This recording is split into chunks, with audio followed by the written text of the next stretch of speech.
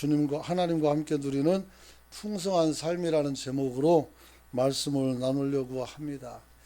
특별히 7절부터 13절까지 읽었지만 13절을 중심으로 말씀을 나누려고 합니다. 우리가 하나님을 믿고 하나님이 우리와 함께 살지만 때때로는 우리에게 어려움이 올 수도 있습니다. 그 어려움을 통해서 또 우리는 하나님을 만날 수가 있고 하나님의 돌보심과 이끄심을 우리는 또 경험할 수도 있는 것입니다. 북아프리카에 프레드릭 놀란이라는 사람이 있었습니다. 그 당시 북아프리카에 굉장한 오늘 기독교를 박해하는 그런 바람이 불었는데 프레드릭 놀란도 이것을 피해갈 수가 없었습니다. 종교 지도자였기 때문에 사람들은 이제 지도자를 잡아 죽이는 것이 기독교를 없애는 것인 줄 알아서 이 사람을 쫓기 시작합니다. 그래서 이제 도망 다니는데 더 이상 도망갈 데가 없어요. 그야말로 이제 절벽 난간 딱 거기 서 있는 것이죠. 그때 한쪽을 보니까 동굴이 있었어요. 그래서 잡아 죽이면 죽어야 되겠다 하고 들어갔어요. 근데 들어가는데 거미들이 나오더니 막 줄을 치는 거예요. 그래서 참 한가하다 하는 생각을 가지고 보고 있었는데 자기를 잡으러 온 사람들이 바로 도착을 합니다. 그리고 사람을 찾는데 동굴을 발견합니다. 그리고 들어가려고 하다가 이 거미줄을 친 걸 보고 야, 사람이 지나갔으면 거미줄 치겠는가. 그래서 여기엔 사람이 없다라고 생각하고 내려가 버렸습니다. 여러분. 그래서 이 논란이 동굴에서 나오면서 이렇게 찬양합니다. 하나님이 계신 곳은 가나다란 거미줄도 두터운 방벽이 되고 하나님이 없는 곳에서는 아무리 두터운 방벽이라도 거미줄처럼 허망하다 이렇게 이야기했어요. 여러분, 우리도 이렇게 극적인 것을 경험하는 것을 여러분들에게 권하고 싶지는 않습니다. 그러나 우리에게 때때로 어려움이 있을 때 하나님께서는 아주 작은 것을 통해서라도 저와 여러분을 보호하시고 이끌어 가실 줄 믿으시기 바랍니다. 여러분, 그래서 오늘 하나님께서 함께하는 삶은 하나님께 우리가 보호받는 삶이라고 할 수 있고 하나님께서 주시는 복을 받아서 누리고 사는 삶이다 이렇게 이야기할 수가 있습니다. 그러나 하나님이 함께하지 않은 삶은 물질적으로 우리가 풍성하다 할지라도 아무리 자기가 똑똑하고 잘난 것처럼 생각한다 할지라도 그것은 궁핍이고 그것은 허망한 것이 될 수밖에 없다는 것을 우리는 알고 있습니다. 그래서 요한계시록 3장 17절 보면 이런 말이 있습니다. 내가 말하기를 나는 부자며 부유하고 아무것도 부족한 것이 없다고 하지만 너는 비참하고 가련하고 가난하고 눈멀고 헐벗은 것을 알지 못하는다. 자기는 내가 부자고 대단히 대단한 사람이라고 큰소리치지만 주님은 말합니다. 너는 비참하다. 너는 가련하다. 너는 가난하고 눈멀어서 너희들은 어떻게 해야 돼요? 네가 헐벗은 것을 네가 알지를 못한다. 이렇게 말하고 있는 것입니다. 그래서 우리는 하나님 앞에서 우리가 사는 것은 가난하고 연약하지만 하나님의 은혜로서 풍성한 삶을 살아갈 수 있는 저와 여러분이 되시길 축원합니다. 그러므로 하나님이 없는 물질의 풍요는 그것이 축복이 아니라 저주임을 알아야 됩니다. 이것은 단순히 물질의 풍요만을 말하는 것이 아니라 오늘 우리가 하나님 앞에서 함께 주와 동행하면서 살아가는 삶을 사는 것을 말하는 것입니다. 그것이 없이 물질이 많고 부유하면 그것은 그들에게 오히려 힘이 되는 것이 아니라 나중에는 그게 우리를 올무가 되어서 우리 발목을 잡는 것이 되는 것이다. 이렇게 말할 수가 있습니다. 좀 전에 말씀드린 대로 오늘 본문은 제가 13절을 중심으로 해서 주의 말씀을 나눌 수 있기를 원합니다. 특별히 13절 보니까 소망의 하나님께서 너희를 모든 기쁨과 평강으로 믿음 안에서 충만하게 하시어 성령의 능력으로 소망이 넘치게 하시기를 원하노라 이렇게 했어요. 충만으로 하나님의 은혜가 넘치기를 원하는 거예요. 여러분, 어떻게 하면 우리가 환경에 구애받지 않고 주님 안에서 이렇게 풍족하고 풍성한 은혜를 누리며 살아갈 수 있을지 오늘 이 짧은 구절은 알려주겠어요. 그래서 세 가지 말씀을 나누게 되는데, 이러한 풍성한 삶은 하나님과 함께하는 소망에,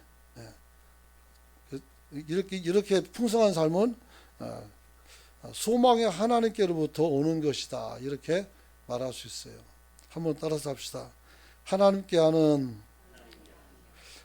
풍성한 삶은 소망의 하나님께로부터 왔다.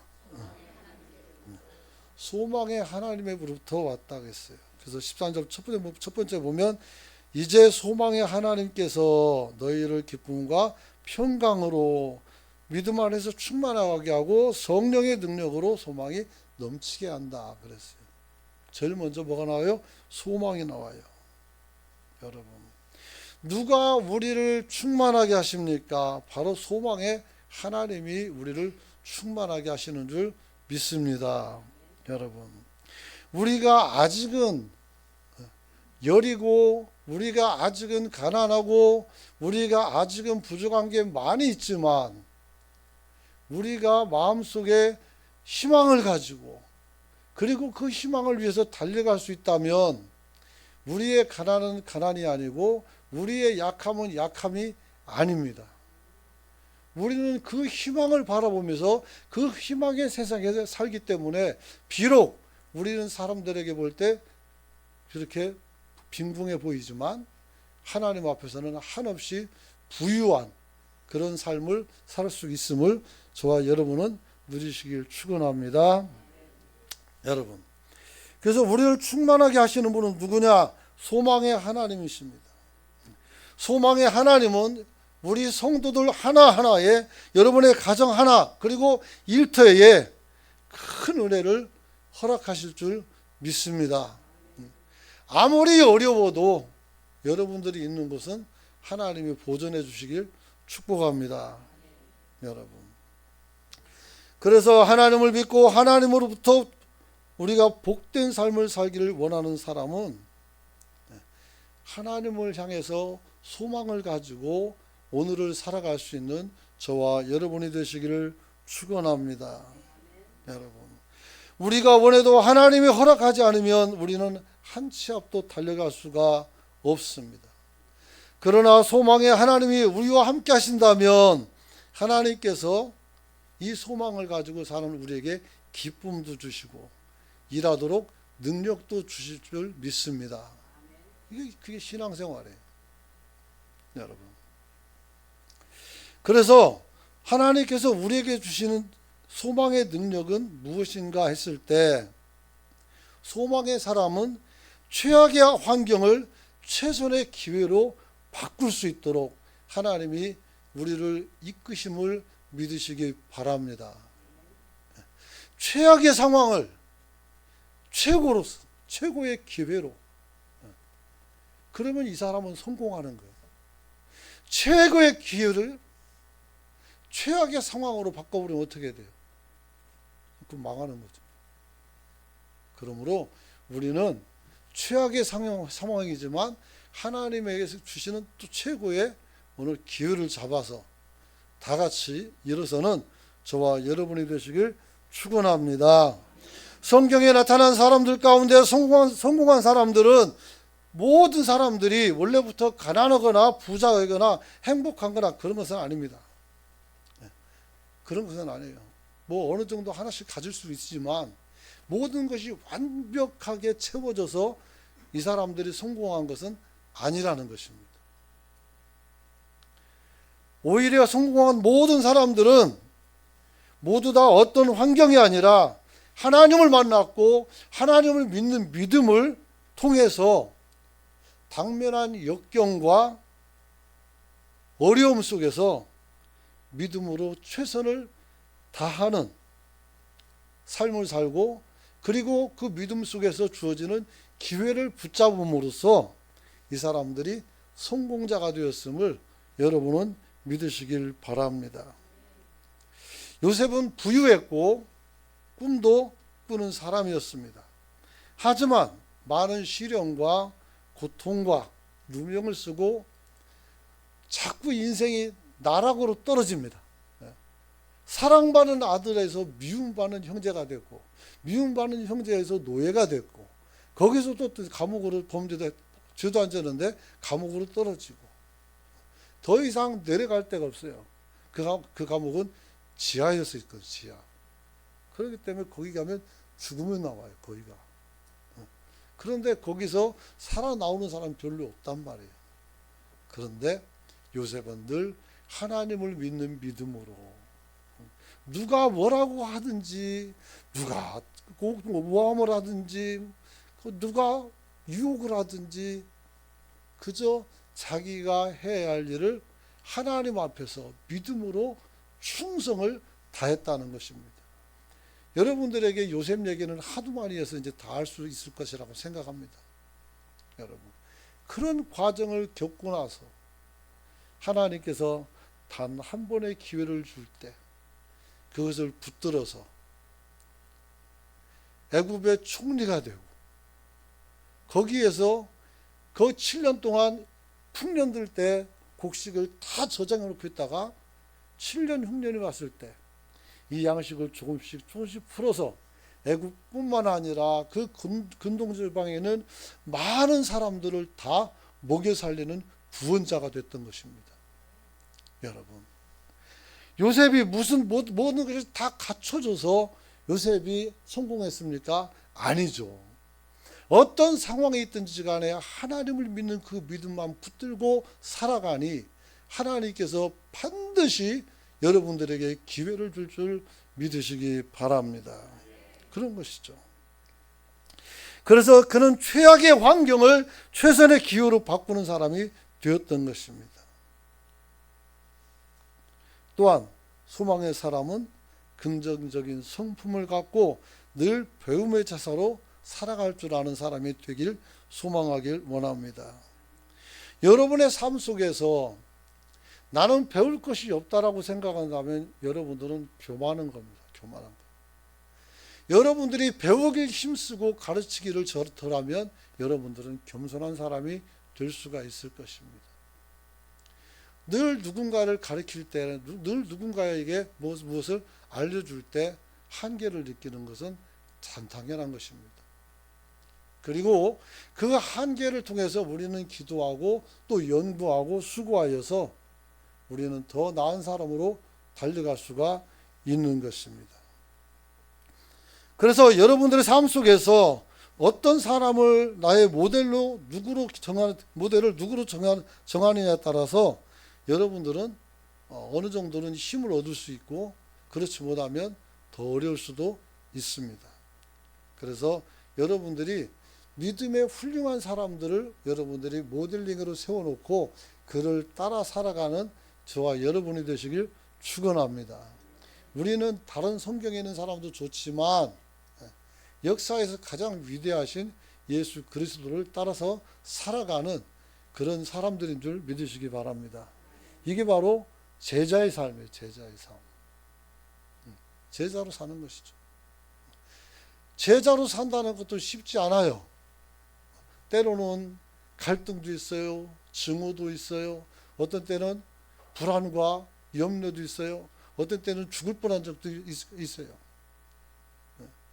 예수님께서 맨날 기적 행하고 굉장한 말씀으로 사람들을 끌고 그때마다 이 제자들은 얼마나 할 일이 많았겠습니까?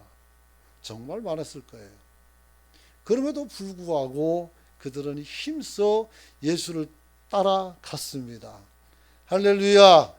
그래서 사도행전에 보면 베드로가 한 번 설교하면 3,000명, 5,000명이 돌아오는 역사들이 있었다는 겁니다.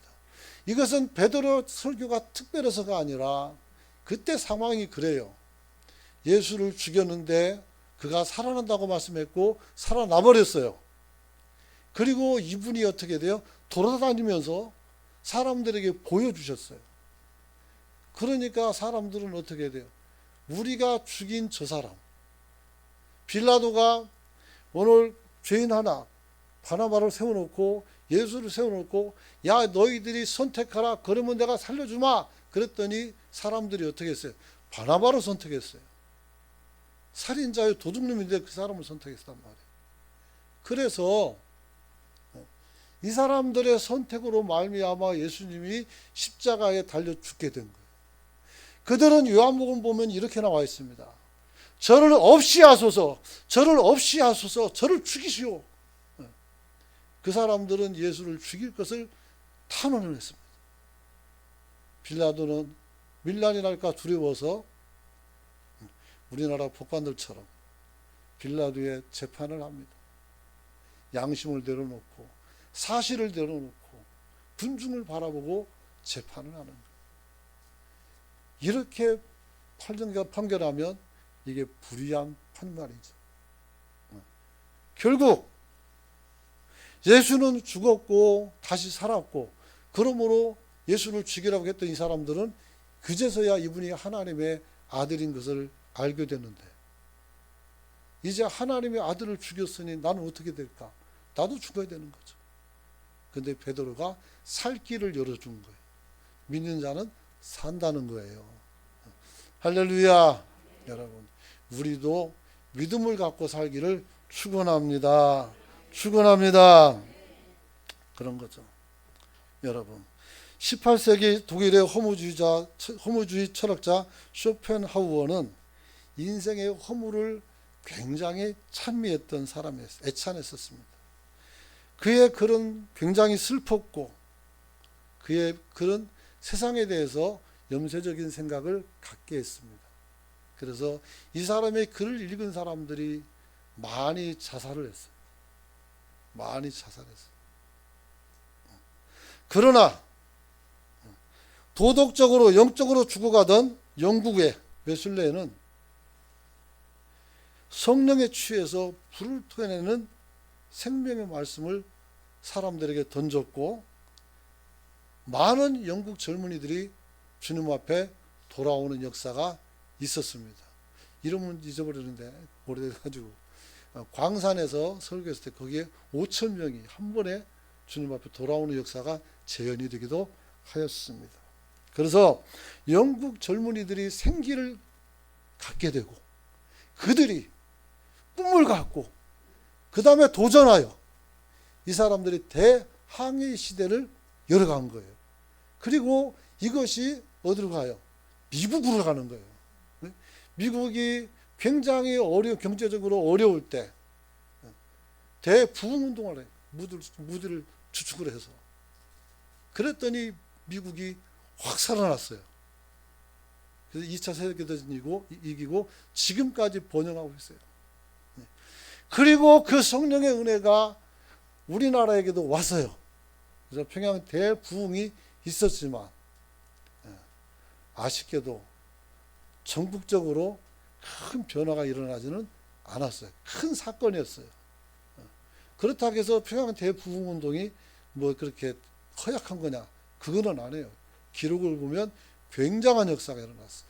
성령 역사 이래 이렇게 특별한 것은 처음이라고 기록할 만큼 그런 역사들이 일어났었던 것입니다. 사랑하는 성도 여러분, 바울의 제자 오네시모는 빌레몬의 종으로서 그 주인을 배반하고 도망가면서 돈을 가지고 도망갔어요. 그러다가 감옥에서 바울을 만났어요. 그리고 빌레몬은 예수의 바울의 친한 어떤 그런 사람이지만 이 오네시모는 바울의 제자가 됐어요. 그래서 바울이 빌레몬서에서 보면 그가 떠난 것을 마음에 두지 말라 이렇게 말해요. 그리고 얘가 가져간 돈은 내가 반드시 갚아주겠다 이렇게 말도 하고 있어요. 그러면서 내가 얘를 너한테 보낼 테니까 나를 영접하듯이 영접하고 나를 반기듯이 반기라겠어요. 이것이 바로 소망 안에 있는 예수 믿는 사람의 모습인 줄로 믿으시기 바랍니다. 그래요. 조금만 우하면 막 들어가지고 막 그냥 서로 왼수돼가지고 그래가지고야 되겠습니까? 우리는 하나님 앞에서 가장 중요한 것은 어떤 모습이나 형태도 중요하지만 우리가 어떤 마음을 가지고 사느냐가 중요한 거예요. 이렇게 좋은 시간을, 이렇게 복된 시간을, 그렇잖아요. 여기서만 좋은 게 아니라 시간은 여기서 흘러가는 시간이 밖에도 흘러가고 있어요. 어떤 사람들은 여전히 미움과 다툼으로, 어떤 사람은 쾌락을 따라서 뛰어다닌단 말이에요. 미친 사람들처럼.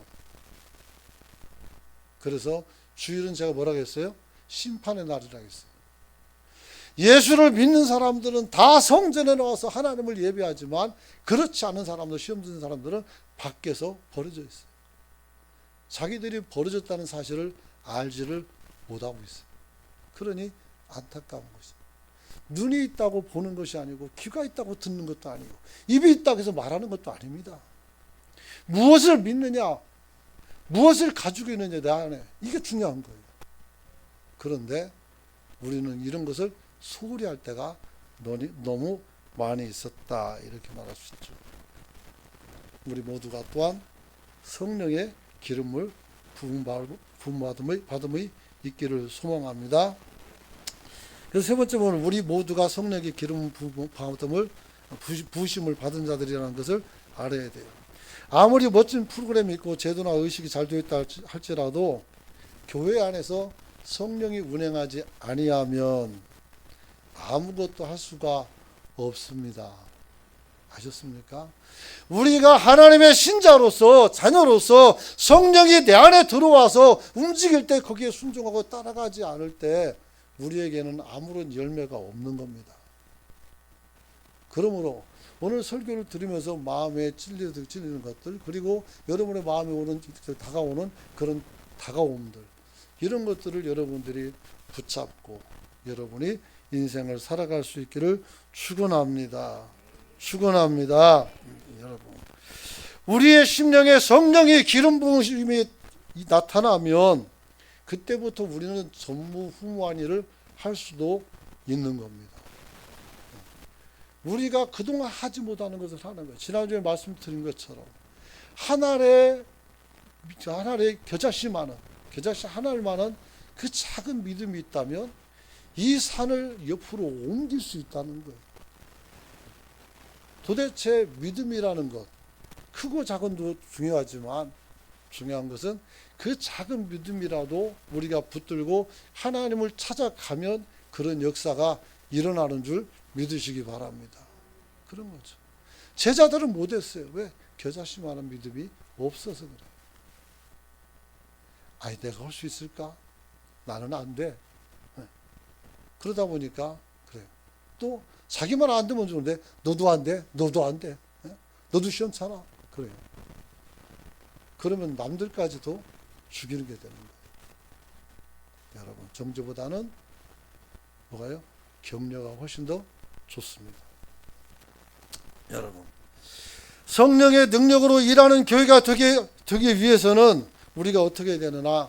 우리 마음의 바탕을 바꿔야 돼요. 마음가짐을 좀 바꿔야 돼요. 어떤 마음으로? 하나님을 따르고자 하는 마음을 갖기를 소망합니다. 내가 예수를 따라가는 삶을 살아야지 하는 마음을 가져야 돼요. 그리고 내 삶 속에서 내가 하나님을 떠나는 행동들, 하나님 앞에 부끄러운 행동들, 이런 것들을 과감히 내려놓고 하나님이 이 유혹에서 나를 건져주소서 기도할 수 있기를 축원합니다. 그것이 바로 우리가 살 길인 거예요. 우리가 죄에서 돌아서서 하나님을 바라보게 되면 우리는 하나님의 능력이 우리 안에 나타나서 여러분 상상할 수 없는 일을 할 수 있는 줄 믿으시기 바랍니다. 저보다 나이는 먹었지만 친구처럼 살았던 목사님이 있었습니다. 문경렬이라고 브라질 선교사고 지금도 거기서 일하고 있어요. 이 사람은 굉장히 허약한 사람이었어요. 의심도 많았었고 또 신학교 다닐 때도 절망도 많이 하고. 근데 딱 한 가지 좋은 건 뭐냐면 하나님을 바라보고 계속 어떻게 희망을 갖고 살았어요. 그래서 그 사람은 항상 잘 웃었고 농담도 잘하고 굉장히 심플했어요. 그래서 같이 학교 다니고 교제하는 그 시간 동안에 여러 친구들이 있지만 굉장히 마음의 어떤 부분 속에서 굉장히 같던 그런 친구죠. 그런데 브라질 현지에 가서 아무 말도 못하는데 거기서 언어를 배우고 교회를 개척하고 그랬어요. 브라질 그 상파울루의 가장 큰 교회예요. 우리나라 유명한 목사님들이 가서 집회할 때는 거기 가서 합니다. 거기 가서. 무엇이 이 사람을 이렇게 바꿨을까? 이 사람은 항상 성령이 충만해야 된다고 저한테 계속 말했던 사람이었습니다. 지식 충만이 아니라 성령 충만해요. 할렐루야. 네, 여러분. 성령이 충만하면 성령이 충만하다는 것은 뭐 방언을 하고 뭐 이것도 있겠지만 성령 충만이라는 것은 예수 충만해요. 하나님 말씀 충만이고 그리고 주님의 그 가르침에 대해서 우리가 거부할 수 없는 상황이 되는 거예요. 그래서 하나님께 순종하는 거죠. 근데 우리나라 성령 충만은 내가 즐거워야 되고 내가 뭐가 채워져야 되고 이러는데 그런 거 아니에요. 그런 게 아니고 진정한 것은 예수의 이름이 예수의 마음이 내 안에 꽉 차게 됩니다. 하나님의 사랑이 내 안에 가득 차야 있어요. 그게 충만한 거죠. 잘못된 게 들어가면 그게 악령 충만이라 악령 충만. 그래서 안 되죠. 사랑하는 성도 여러분, 성령의 능력으로 일하는 교회가 되기 위해서 우리가 마음의 바탕을 다시 한번 바꿀 수 있기를 축원합니다. 어떻게 하면 됩니까? 기도의 무릎이 꺾이길 소망합니다. 무릎 꿇고 기도해야 돼요. 무릎 꿇고. 여러분, 마룻바닥에서 힘든 삶을 짊어지고 엎드려 기도하는 여인네들이 교회에 많이 있었어요. 그 늙은이들도 많이 있었고 많은 사람들이 그렇게 했었죠. 여러분, 오늘 우리가 무릎 꿇는 무릎이 되어서 기도할 수 있기를 축원합니다. 성령님이 만져주시면 우리 속에 나타나는 성령의 새로운 운동이 발원자가 되어서 음란하고 퇴폐한 모습에서 우리를 순결하고 거룩한 백성으로 만들어 주실 줄 믿으시기 바랍니다. 주님이 이사야서 말씀드렸어요. 지난주에 말씀드렸잖아요. 오라 우리가 서로 변론하자. 하나님은 영이거든요. 우리가 서로 변론하자. 너는 네 얘기고 나는 내 얘기고 해보자는 거예요. 그러면 어떤 결과가 나오냐? 네 죄가 주홍같이 붉을지라도 흰은같이 양털처럼 깨끗해질 것이라고 말씀했어요. 여러분, 오늘이 바로 그날인 줄로 믿으시기 바랍니다. 여러분, 특별히 깨지는 가정과 분열이 있는 곳에 아버지답고 어머니다운 또 험악한 가정을 만들고 온갖 세상의 유혹을 뿌리치면서 복음을 전하는 메신저가 되어서 오늘 여러분이 살아갈 수 있는 저와 여러분이 되시길 축원합니다. 그래서 미움을 벗어버리고 사랑을 실천하며 이웃과 어른들을 존경하고 살필 수 있는 저와 여러분이 되시길 축원합니다. 여러분, 두 번째는 하나님께서 하는 풍성한 삶은 어떤 거냐? 하나님이 아닌 모든 기쁨과 평강으로 지루어지는 것이 하나님께서 주시는 풍성한 삶이라 이렇게 말할 수 있어요. 한번 따라서 합시다. 기쁨과 평강. 기쁨과 평강이에요. 그래서 모든 기쁨과 평강으로 믿음 안에서 충만하게 하신다고 했어요. 오늘 주님께서는 이렇게 말합니다. 항상 기뻐하라. 쉬지 말고 기도하라. 범사에 감사해라. 우리가 항상 기쁨을 가지고 살아야 돼요. 물론 우리가 사시사철 1초도 빼지지 않고 우리가 계속 기뻐한다면 좀 이상한 사람이 된 것이고, 그냥 의미 없이 기쁘면 안 되겠고, 하나님의 말씀이 내 안에서 용수숨치고 그 말씀을 통해서 내가 살아갈 수 있고 이것이 옳은 길인 것을 깨닫고 뿐만 아니라 다른 사람들에게 우리가 선한 영향력을 끼칠 수 있을 때 우리는 기쁠 수가 있는 것입니다. 안 그렇습니까? 어려운 사람을 보고 내 주머니를 열어서 털털털 다 털어줬을 때는 굉장히 좋습니다. 야, 내가 저 사람 오늘 저녁값을 줬구나. 얼마나 기분 좋습니까? 좋은 거예요. 우리가 다른 나라 사람들이나 어려운 사람들을 바라보고 그들을 향해서 우리가 그들의 먹거리를 대체 주거나 아니면 농사법을 가르쳐 주나 그러면 어떻게 돼요? 굉장히 즐겁죠. 그래서 젊은이들이 가서 봉사하는데 무급으로 거기서 1년씩 2년씩 일하다 오는 친구들이 많아요. 그래서 그 사람들이 잘 살게 되고 그 사람들이 행복하게 되는 걸 보면 나한테는 돈씩 하나 떨어지는 건 없지만 굉장히 즐거운 거죠. 이러한 즐거움을 맛보는 저와 여러분이 되시길 축원합니다. 꼭 내가 다 먹어야 되고 꼭 내가 다 가져야 되고 이런 욕심쟁이는 기쁨을 그때는 기쁘겠죠. 다 뺏어올 때는. 그러나 또 다른 욕심 때문에 결국 자기 자신을 망치게 되는 것이죠. 여러분, 하나님께서 우리에게 제공하시는 풍성한 삶은 모든 기쁨과 평강이 넘쳐나는 삶인 줄 믿으시기 바랍니다. 사람들은 풍성한 삶을 오해합니다. 사업 잘 되고 집에 우환 없고 모든 일이 형통하고 풍성하면 되는 줄 알아요. 그렇지 않습니다. 우리 주님께서 우리에게 풍성한 삶을 준다는 것은 우리 내면에서부터 시작됩니다. 우리 주변이 아니라 내 속에서부터.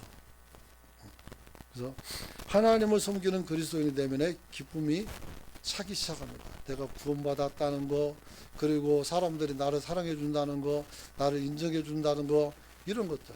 또 어떤 사람은 비난하지만 어떤 사람은 또 위로도 하잖아요. 이런 걸 쌤쌤하면 되는 것이고. 그래서 우리가 기뻐질 수 있고 또 찬양할 수 있고 그렇게 할 수가 있죠. 그래서 우리가 이런 기쁨이 없다면, 평강이 없다면 우리는 풍성한 삶을 살 수가 없어요. 어떤 삶을 살아요? 가난한 삶을 살아요. 가난한. 그럴 수밖에 없죠. 무슨 일이 잘 되는 것에 기뻐하고 잘못된 일에 우울해하는 것은 풍성한 삶이 아니라 불확실한 삶입니다. 환경에 좌우되지 않는 그런 삶을 저와 여러분은 받아 누릴 수 있기를 축원합니다. 예수님께서 사마리아 여인에게 물 달라고 했을 때 내가 누군지 아십니까? 그러면 물 달라고 안 했을걸요? 그러거든요. 그때 주님께서 뭐라고 했어요?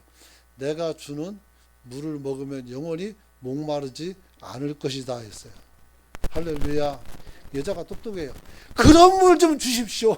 그러면 내가 이걸 가지고 가서 다시는 물길로 안 오게.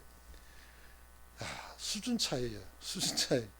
예수님은 이것이 하나님의 말씀과 은혜를 말하는 건데 얘는 그냥 맹물로 생각하는 거예요. 그러니까 수준차가 나는 거죠. 여러분들은 수준을 좀 높이시길 축복합니다. 그래야 되죠. 그래서 주님께서 내 배에서 생수의 강이 솟아난다는 거예요. 그럼 우리가 예수님 배 갈라가서 물 퍼먹습니까? 그게 아니죠. 거기서 생명이 넘쳐나게 흐른다는 거예요. 요한복음 3장에 말씀드렸잖아요. 우리가 잘 아는 3장 16절 있잖아요. 하나님의 세상을 두고 이처럼 사랑하사 독생자를 주시고 이를 믿는 자는 다 산다는 거예요. 할렐루야. 이 사람 믿는 거 다 사는 거예요. 다른 거 없어요. 그렇죠. 그래서 오늘 하나님께서 환경에 따라 좌우지되지 않은 그런 삶을 주시는데, 주님께서 주시는 풍성한 삶은 환경을 초월한 그런 삶이다, 이렇게 말할 수 있습니다. 그래서 이제 시간이 다 돼서 이제 수준을 마치고 다음 주에 한 번 더든지 그렇게 해야 될 것 같습니다. 여기서 마치고 말씀 정리합니다. 우리가 하나님 앞에서 하나님과 더불어 누리는 풍성한 삶은 세 가지가 있습니다. 하나는 오늘 우리 삶을 풍성한 삶은 소망의 하나님께로부터 온다는 것. 또 한 가지는 기쁘다는 것. 두 번째가 기쁨이죠. 그걸 말씀드렸어요. 기쁨과 평강. 세 번째는 뭐냐면, 여러분들에게 말씀드린다면 오직 믿음입니다. 오직 믿음. 그래서 믿음이 없이는 하나님을 섬길 수가 없어요. 그래서 이제 성령 좀 하다가 욕심을 냈다가 못하고 이제 다음 주에 한번 믿음까지 말씀을 나누기를 원합니다. 우리 한번 기도할 때 통성으로 한번 기도하길 원합니다. 하나님, 우리가 주님 앞에서 풍성한 삶을 살길 원한다고 오늘 들은 말씀대로 하나님 앞에서 나의 삶을 희망으로 채울 수 있게 해달라고 주여 주고 통성으로 기도합니다.